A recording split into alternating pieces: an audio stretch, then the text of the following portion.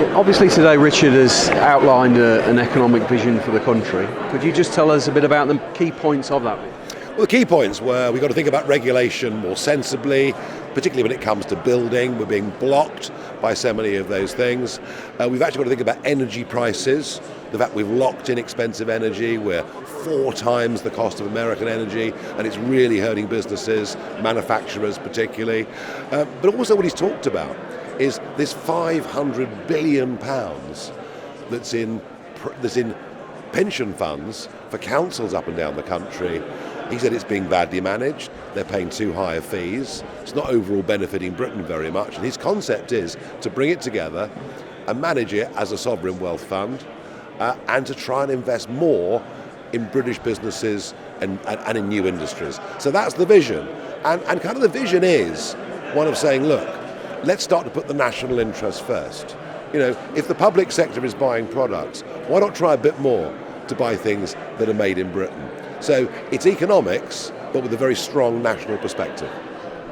And Richard mentioned that sovereign wealth fund could invest potentially or help to support the British primary steel industry. Could you just tell us a bit about that?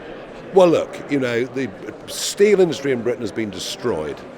Many years ago, the market was flooded with Chinese imports, almost deliberately, as if it was to sort of kill European production. But in the last few years, the energy prices have made it almost impossible for us to be a primary steel producer. We're just hanging on in Scunthorpe. And look, if we're going to invest in a sovereign wealth fund, it can't be a charity. It's not there to prop up lame ducks. It is there to look for business opportunities. So it can look at many, many different things. As I say, you know, this is economics, but with a strong degree of national interest. The thing that was touched on in terms of potential change was the Renters' Rights Act.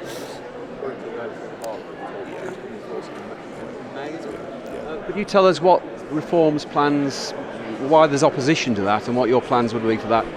Well, the Renters' Rights Act is designed to be good for tenants, is designed because there are some bad landlords, is designed because sometimes people feel very unfairly they've been kicked out of a place they're in. So we understand the place that it comes from, but it's another potential hammer blow for those that own property and let property. Already they've seen many of the tax advantages that were there a decade ago have gone, and frankly, if people feel that it will be almost impossible to get rid of tenants because of a change of circumstance, then frankly what happens is more people simply sell onto the market properties they own that were up for rent. You get fewer houses available to rent, and therefore those that do rent pay more. So our worry is, what is the impact going to be on the supply of housing in the private rental market? You also touched on yourself on the elections. You mentioned that Birmingham was potentially a target seat.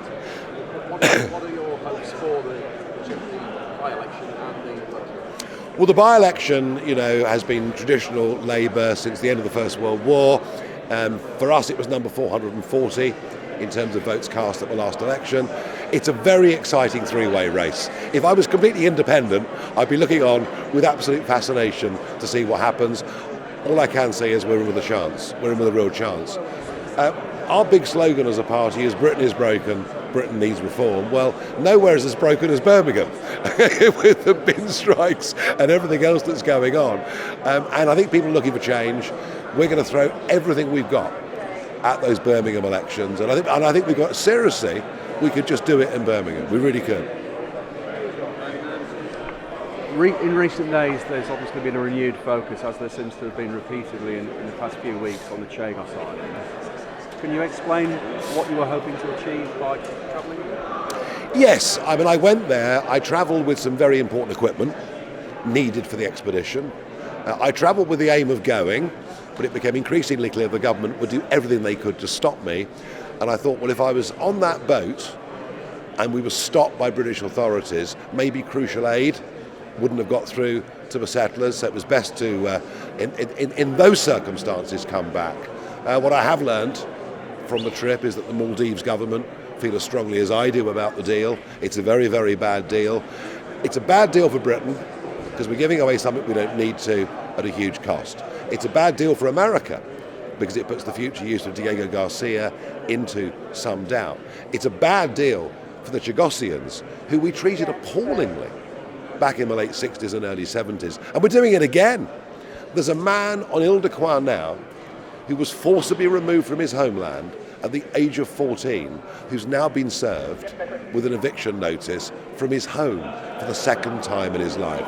And fourthly, it's a bad deal because that vast area of the Indian Ocean has been stable for decades. If this deal goes through, there is going to be an absolute contest for supremacy going on between India and China, and that I think is bad for world peace.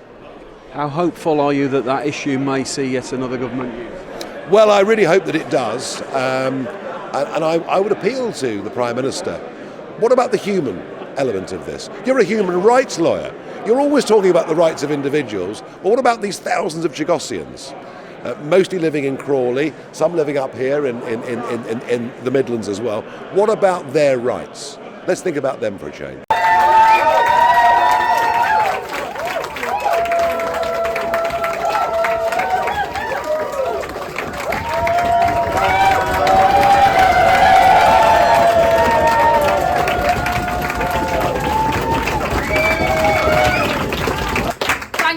Thank you everybody, thanks so much for coming. It's great to see all of you here today, because all of you here today I know have done that extra mile in this campaign. You've all been out, come rain or shine, it's been quite a lot of rain, and you've all been out there doing it. And this has been one of the most positive campaigns I've worked on. And that's because you've all been so galvanised by what is at stake in this campaign. We do not want to see Matt Goodwin and reform here in Manchester and Denton. Absolutely. And that is what is at stake in this election. We've got a positive Labour story to tell here in Manchester and Denton as well.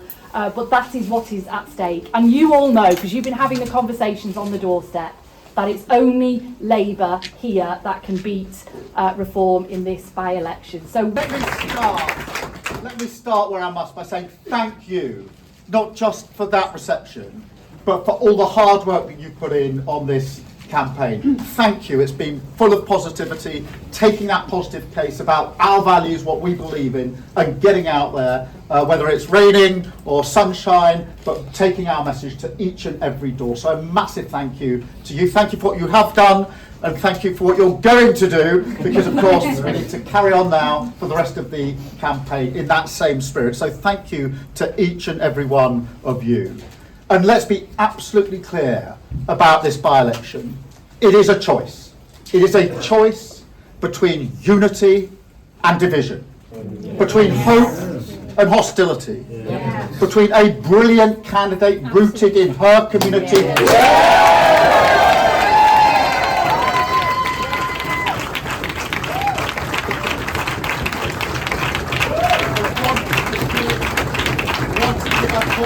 Every single person in this constituency when she gets elected into Parliament against the politics of division with reform.